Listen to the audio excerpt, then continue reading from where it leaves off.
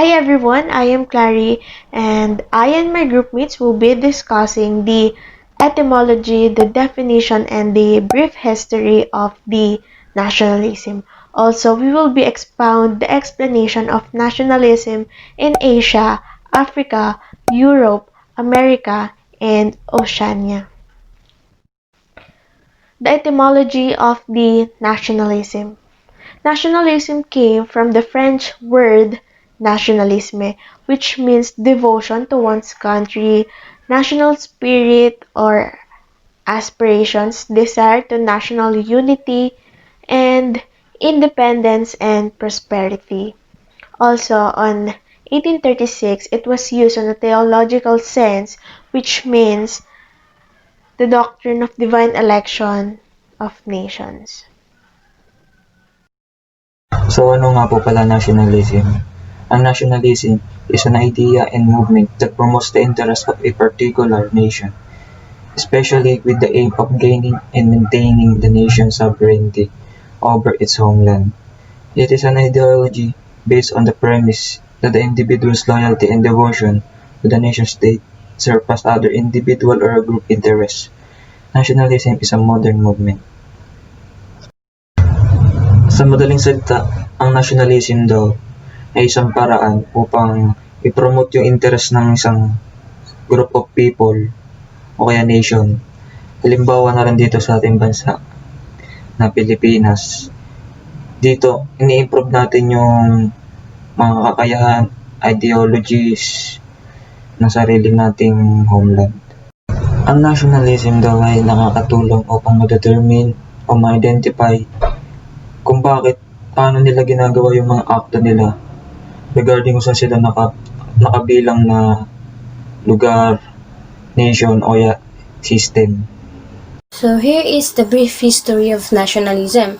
So nationalism, or the literature study of nationalism, is a product of European world's dominance. So during this time, Europe emerged as one of the world dominant continent and influence. European culture and power blossomed in a way that was very unique compared to other regions of the world. European nations explore and colonize other regions all over the world, from America to India and everywhere in between. Thus, the colonization spread technologies, attitudes, customs, and political ideologies. One of them is the nationalism and general culture that was distinctively European. So, acknowledges a degree of European achievement or superiority all over the world or all over the region that brought nationalism to some region. So, nationalism is first used in 18th century as a common way to define and promote nation according to ethnographic principle. So, when we say ethnographic principle, it is a nation defined as a shared heritage, which is commonly include the common language, common faith, and a common ethnic ancestry. So, although the Roman Empire or the Holy Roman Empire had some nationalistic aspect, which is they were much more in favor of what we call the world state. Or when you say world state, state comprising the whole world or the world power. Attributes of sovereignty should foster virtue and stimulate earthly well-being state. It is according to St. Thomas Aquinas. Then, by the 18th century, in 19th century, American and French Revolution sparked a new age of nationalism that promoted a unified nation and its political and economic interests, namely capitalism. So, the age of nationalism that fostered capitalism led to industrialization and modernization of the world economic system. But there is a problem here. The power of industrialization was so very visible, where in capitalism seemed unstoppable. Then historical force brought by the world into web of interdependence. So the nation states have to give way to a broader political organization implied by international division of labor. So capitalism became hindrance in the abundance of nationalism. After 18th century and 19th century, while Europe was in a state of political and ideological war, and alongside the strong sense of national identity, became the more dangerous idea of racial and national superiority. So, dahil nga nasa sense of political and ideological war sila, naging greedy and demanding yung mga rulers nila, which is yung aim ng rulers and leaders is to strengthen and develop their military and able for them to fight and colonize weaker states. So one of the best example of this is si Otto von Bismarck together with Prussian King Wilhelm I. So si Otto von Bismarck is the Prussian Chancellor. So his main goal is to further strengthen the position or the power of Prussia in Europe continent. So his goal is to unite with German and to unite the North German state under Prussian control to weaken Prussian main rival, which is Australia. So by removing Australia from German Federation. So in able for him to do this, he needed money or through taxation. But the Prussian parliament refused to allow money from this way. So, since si Bismarck nga is masyado ng greedy and demanding about power and position, he ignored the parliament. He still collected money for military reform through direct taxation. Lastly, the most notable perhaps of nationalism was a nationalism that has been exhibited during World War II by Nazi party in Germany. So because of aggressive German nationalism and territorial expansion, it is one of the reasons why the two wars existed, which is the World War I and the World War II. So that was the brief history of nationalism, and now let's find out the nationalism in different continents. Ano nga ba ang African nationalism? Kailan ito sumulpot? Kailan ito nabuo? At ano nga ba ang Africa? Ang Africa ay kilala bilang isang bansa na may malawak na kontinente. Sinasabi na ang lawak nito ay pwedeng pagsamasamahin ng China, United States, India at iba pang bansa. Dahil sa lawak nito, nagkaroon tayo ng multi-ethnicity at iba't ibang uri ng tribo kung saan sumulpot din ang iba't ibang kultura, language, traditions, and religion. Kilala din ang Africa bilang isang bansa as a subject of colonization. Dahil nga sa kalawakan ng bansang ito, marami ang nagkaka-interest dito. When did African nationalism start in South Africa? African nationalism first emerged as a mass movement in the years after the World War II as a result of wartime changes in the nature of colonial rule. Because of this war, African nationalism was built, which resulted in a common goal for all Africans to fight for their freedom. African nationalism attempted to transform the identity of all Africans, rather than seeing themselves as Zulu, Xhosa, and Soto. Nationalist leaders wanted Africans to view themselves as South Africans, and after the World War I, nationalists fostered moves for self-determination. African nationalism in South Africa also embraces the concept of Pan-Africanism. What is Pan-Africanism? When we say Pan-Africanism, it is a modern phenomenon which tries to build a nation within specific geographic area. Pan-Africanism, the advocacy or principle of the political union of all indigenous inhabitants in Africa, the idea that people of Africa have common interests and should be unified, so that African people could feel secure, attain their political, economic, as well as psychological power vis other races or world regions. The rise of nationalism in America. Ang American nationalism or US nationalism ay binubuo ng apat na nationalism. Una dito ay ang civic nationalism, cultural nationalism, economic nationalism, o kaya yung ethnic nationalism. Ang civic nationalism, also known as liberal nationalism, is a form of nationalism identified by political philosophers who believe in an inclusive form of nationalism that adheres to traditional liberal values of freedom, tolerance, equality, and individual rights. Ang civic nationalism daw ay na-identify ng mga political philosophers. Tapos tong civic nationalism din daw ay may mga good values na kanilang tinatatag sa isang state. Halimbawa na lang dito yung kapayapaan, pagkakapantay-pantay, individual rights, at kung ano pang mga positive values. Cultural nationalism is a form of nationalism in which the nation is defined by a shared culture.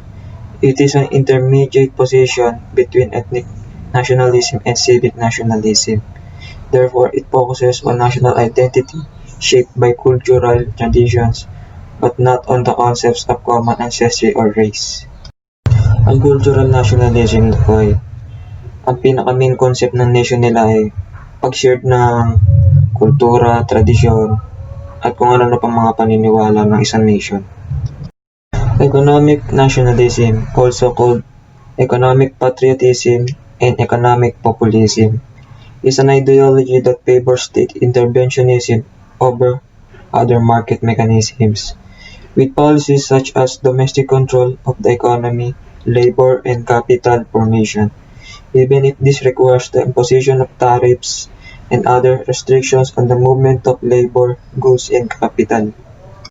Itong economic nationalism naman ay pinaka-main focus niya yung ekonomiya ng isang nation. Dito dinedevelop nila yung mga marketings nila, labors, basta involve yung economy. Yun yung pinaka-main focus ng nationalism na to. Ethnic nationalism, also known as ethno-nationalism, is a form of nationalism wherein the nation is defined in terms of ethnicity. Ang ethnic nationalism, pinaka-main focus ng nationalism na to ay yung mga group of peoples na kabilang sa isang nation. Dito pinopromote din yung mga culture, traditions, religion, national tribes, mga ganon. So now, I will be discussing the nationalism in Asia.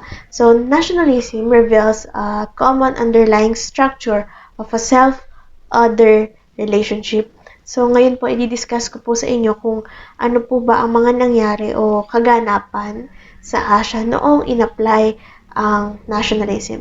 And sasabihin ko rin po sa inyo ang dalawang punto ng nationalism sa Asia, which is the bright or good side and the dark or negative side of nationalism.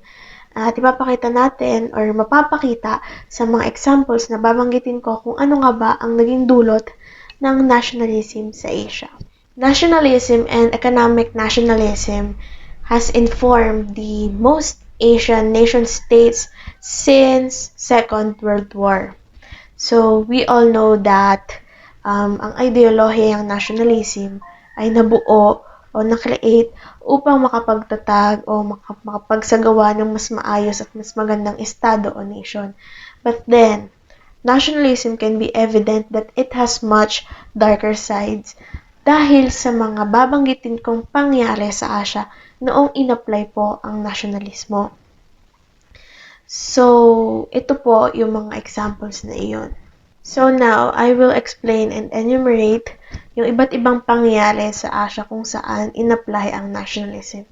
And most of these are dark side. So the first point, once the people became deeply identified by their nation, their loyalties could be exploited by the demagogues, who mobilized them to make great sacrifices in order to lord over other nations. So, that is the first point.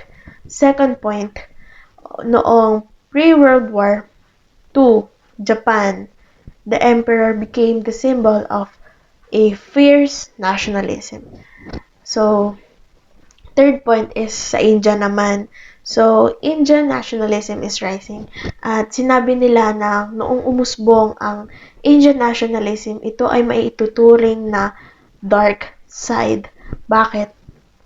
Because of Prime Minister Narendra Modi and his party advocate for Hindu nationalism and seek to promote India as a Hindu country, which contrasts with the more pluralistic and secular ideals held by the founders of India.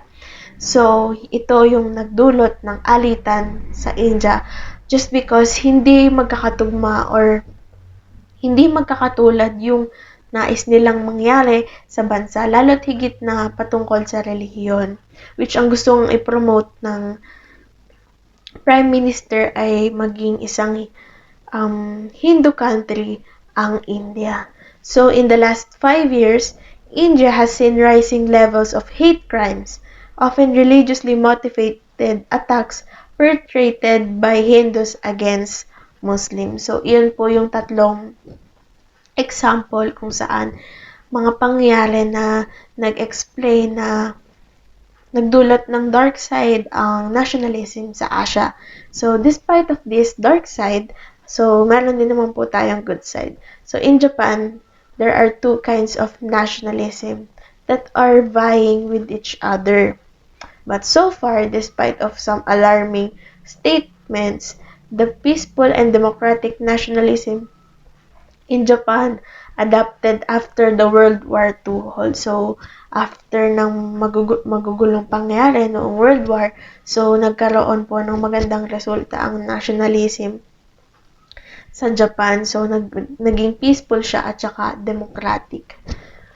So, ayun. So, to conclude or to sum up my discussion, so, the Second World War, nationalism in Asia has revealed many visages of revolutionary. So, it consists of anti-communist, participatory, civic, ethnic, religious, and more. The immediate post-war decades saw a largely inclusive civic model across much of the globe, permitting the new nation-states to develop their domestic and capabilities, resources without strong ethnocentric biases. So, that's all. Thank you. Good day everyone, my name is Maria Tasic and I will be discussing the rising of nationalism in Europe, and we will also talk about what kind of nationalism that prevails in Europe. So first, Europe was ruled by dynasty. So pinamumunuan to ng mga hari at ng mga monarchs. So that control large areas and contain many small states. So di na siya nakakatulad kasi up until now, may mga parte ng Europa pa din na gino-govern ng mga monarchs. And in Europe, there were very powerful landowners who acquired large amount of territory through military forces or purchase. So these landowners became high-ranking lords, and one of them was crown king. And that time, yung monarchs, they use absolute power. Diba pag sinabi natin absolute power, masyadong cruel or oppressive way of ruling. Kaya madaming tao yung nagagalit sa pamamalakad nila, sa way of ruling nila. And dito, since hindi pa uso dito yung ideas of democracy, wala silang karapatang bumoto or maghalal ng tao na gusto nilang mamuno sa kanila. Since dynasty, yung way ng andito ng ruling, di ba pag sinabi natin dynasty, yun yung new rulers in a monarchy came from the lineage of succession, or this process is usually based on family lineage, parang inherit or salin lahi, inherit na makakuha mo from your family. Kaya dito, marami ng tao nagagalit sa kanila kasi nga na de-deprive yung mga rights and privileges na meron sila. However, things began to change when French Revolution crashed into European skin in 1789. Dito pinakita yung first expression ng nationalism. Dito rin nagkaroon na ng tapang at natuto na rin umaklas yung mga tao upang pabagsakin yung mga monarchs. Dito din, kung mapapansin natin, yung France is, as you will remember, was a full-fledged territory states in 1798 under the rule of absolute monarch. And the political and constitutional change in the wake of French Revolution dahil sa pag-exist ng French Revolution led transfer of sovereignty from monarchy to body of French citizen at dahil sa pangyayaring ito sa existence ng French Revolution nagkaroon na ng new centralized administrative system na kung saan meron ng privileges and yung mga tao and nagkaroon na rin ng rights para maghalal yung mga tao sa kung sino yung gusto nila mamuno sa kanila. Bukod pa dito, hindi lamang mga tao ng France yung na-inspire para magkaroon ng movements against the absolute power or against the monarchs, kundi all over the European countries against the autocracy and despotism. Di ba pag sinabi natin autocracy, it is a system of government by one person with absolute power. It may be a monarch. And while despotism, it is the exercise of absolute power, especially in a cruel and oppressive way. Since hindi nga naging maganda yung way ng pamamalakad ng monarch that time, napagod na yung tao na pamunuan sila ng mga monarchs. And dito, naghahangad na sila ng new system of government or new system of administrative na kung saan magiging effective at mababago yung pamumuhay nila. Na siya magbibigay ng kalayaan, pantay-pantay at maayos na buhay. At especially, magpakapagbigay ng sariling identity since iba't ibang language, culture na meron ang Europe. Dito parang magiging centralized o parang magkakaroon sila ng iisa na lamang identity at iisa na lamang language. Hindi naman magkakaroon ng French Revolution kung walang taong nag-lead or nagpo-promote nito. So, si Napoleon Bonaparte was the one who promoted or led the French Revolution based upon the ideas of liberty, inequality, and fraternity. So, yung nationalism daw po ay importante, sobrang importante kay Napoleon Bonaparte. He want to keep his people or his citizen to be loyal to France so that he could stay in power and spread his country's influence all over or throughout the Europe. So in doing so, they develop a common identity. Ito nga nagkaroon ng common identity among French people, and dahil doon, people began to be loyal to France as a nation. Dito kasi nagkaroon na ng mga effective administrative way, and dito naging proud na sila sa kultura and language na meron ang France. Especially, ang importante dito is yung ideas na meron ng nationalism is develop or mas ma-emphasize yung loyalty ng tao. Hindi sa kung sino namumuno sa kanila, pagkos sa nation na kinabibilangan nila, which is France. Kaya may motto nga silang sinisigaw lagi sa kalye, which is yung ideas of French Revolution, the liberty, equality, and fraternity. Kasi parang pinapakita doon na sa wakas nakalaya na kami from a monarch. Sa wakas nakalaya na kami from absolute power, na kung saan nagkaroon na sila ng mga same privileges and rights. And bakit nga ba liberty, fraternity, equality, yung ideas na meron ang French Revolution? Unang-una, di ba pag sinabi natin liberty, ang ideas na meron or gustong i-goal ng French Revolution is to give freedom or kalayaan na kung saan malalayo from torture, abuse, cruelty, chaotic ruling of absolute monarch, which is nakamit naman ng mga tao. Next, the fraternity. Ito kasi yung ito yung pinakamagandang ideas na meron ng French Revolution. Una-una, kasi ang main purpose ng fraternity is to promote the motherhood. Fraternity suggested that the nation states the nation's citizen were bound together in solidarity. It combined nationalism with love and concern for one's fellow citizen. And lastly, the equality. Since meron tayong classes which is magde-define kung ano yung katayuan ng isang tao.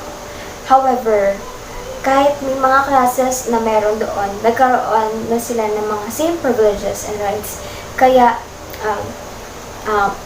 yung equality, kahit hindi masyadong maganda yung naging result, pero nagkaroon pa din ng equality sa mga classes during that time. Sa patunay na yung mga peasants, artisans, workers, businessman enjoyed new form of freedom, and dito na-abolish yung special privileges na meron yung mga high-ranking lords, which is yung mga monarchs, which is natanggal naman talaga sila.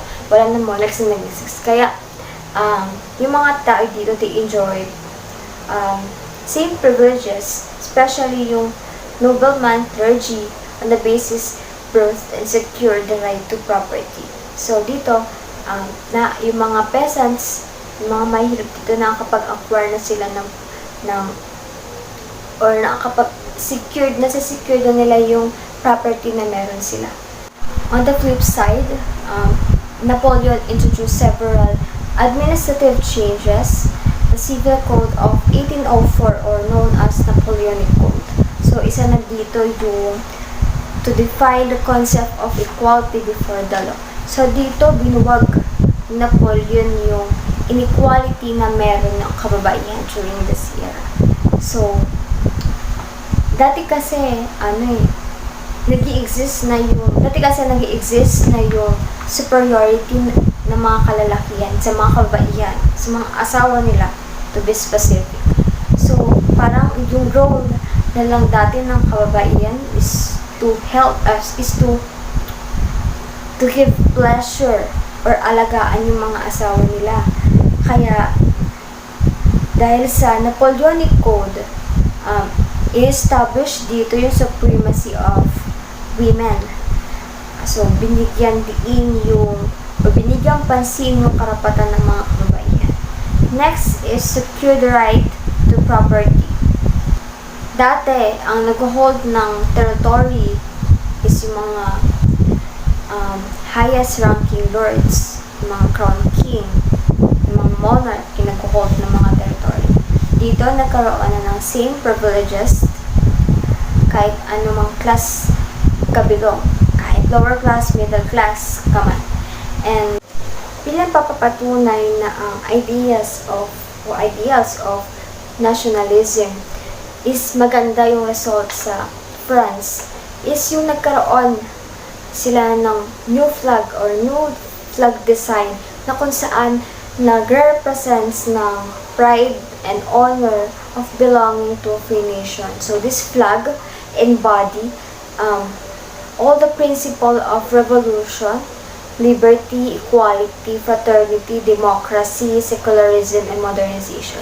Pero hindi lamang yung France yung kumamit ng flag na yun, new design na to, because all over the European countries. Kasabay nito, to invoke nationalism, several hymns and several songs were composed during this revolution, French Revolution, and one of the example is yung Thedium for the Federation, which means is to reflecting and helping to shape the political currents of the revolution. And kasabay din ito, nagkaroon ng common language sa France and most of the part of the European countries, and diniscourage na yung mga regional dialects, and if I'm not mistaken, ang ginamit na lang na common language is yung French. The French Revolutionary era had a great importance in the development and the spreading of the ideas of nationalism. dahil sa pananakop na ginawa ni Napoleon Bonaparte during that times, iba't ibang bansa, iba't ibang lugar. He extended the central government of France into all the countries he conquered across the Europe. So, in-apply niya yung ginawa niya sa France, which is yung central administrative system. So, through the military forces or military victories of France, ito yung nakatulong upang makapag-create ng common sense of identity, history, that makes the France strongest among the European countries. And the 19th century, the idea of nationalism was made many changes in political and mental world in Europe. So, yung idea of nationalism, hindi lamang niya to tinuruan yung mga tao upang maging loyal sa respective nation nila, pagkus naging proud pa, matuto sila or maging proud pa sila sa kung ano yung achievements and yung identity, culture, language na meron sila. And dito din nagkaroon ng enlightenment thinking of equality, freedom, and democracy all over the European countries. The concomitant political reforms and revolution gave voice to people who had previously been excluded at time. People began to identify with their nations rather than their kingdom, their kings. Ayun nga, hindi yung tao dito, tinuruan siya na malaman, ma-identify sa kung sino dapat sila maging loyal, hindi dapat sa kung sino yung namumuno o nag-govern sa kanila, bagkus kung saan o kung saang nation sila nabibilang. And to end this, yung nationalism somehow nakapag-develop, nakapagbigay ng magandang improvement sa France, but in contradict nagkaroon kasi, ito yung nag-evolve, nagkaroon kasi dito ng competition na nangyari during 20th centuries. Nagkaroon dito ng competition between nation states, kung saan parang yung nangyari, yung isang nation, sinasabi niya, hindi, mas maganda yung nation ko kumpara sa'yo. Parang dahil sa iba't ibang identity or parang iba't ibang dahil iba't iba yung kultura na meron sila, parang yung competition nag-rise, at dahil sa pangyayaring iyon during the 20th century, ito yung naging resulta ng bloody competition na tinatawag na natin ngayon World War I. And up till now, nagkakaroon pa rin naman ng discrimination between nation states. Parang nag-exist pa rin na mas maganda yung history ng country ko rather than you. Parang ganun yung nangyari. I hope na may natutunan kayo. This will be the end. And thank you for watching. So I am here to discuss the nationalism in Australia. So during the Metamorphosis, Australian colonies enjoy self-government, which so many call a sovereign stage of Europe and Asia. Australian colonies is a colony with a elected government, which the elected rulers were able to make the most decision without referring to the colonial power with a nominal control of the colony. So usually, they believe that most self-government colonies have a responsible government. But ang tanong, bakit nga ba merong ganong degree of self-government ang Australia? It is because during 16th century and early 17th century, where the England was very busy to fighting wars with other region, with other country, they had a little time to pay attention to colonial power or to colonial laws. That's why the colonists largely governed themselves. The hand of Whitehall lay lightly upon them, and the almost unfelt protection of Royal Navy gave the colonies time to master the continent. So, contrasted with other frontier areas such as the United States, Canada, Siberia, Argentina, and South Africa, Australia has several advantages as a test tube study of growth of nationalism and nationality. It has been a whole and until recently isolated continent inhabited by the people with almost homogeneous. Australia's history before 19th century was almost innocent of war. So what does it mean when we say Australia is an almost innocent of war? So Australia for a century has been an open society, free from tyranny, and making its own mistake and shaping its own fate. Native movement, or what we call activism, or a group activist, and forces and development, largely domestic and internal, transferred the leadership of Australian nationalism from the radical egalitarian movement. So when we say egalitarian movement, it is a political theory associated with the ideas of optimistic tendencies. So the suggestion that the American must work together in a multiracial society and that citizens must use activism to achieve ultimate goal of satisfactory condition for the entire population. So its simplest way or simplest word it promotes, or the egalitarian movement promotes, equality among the citizens. So it transferred from the egalitarian movement to the nativist or democratic middle class. So it also refers to political or belief that protects or favors the interest of native population rather than or over than the interest of immigrants. Assured on the spot, observer in the period of 80s would have agreed that if the Australia's future was to be led or was to be shaped by the Australian nationalists, it would most likely to turn out to be egalitarian republic with few any ties of British Empire.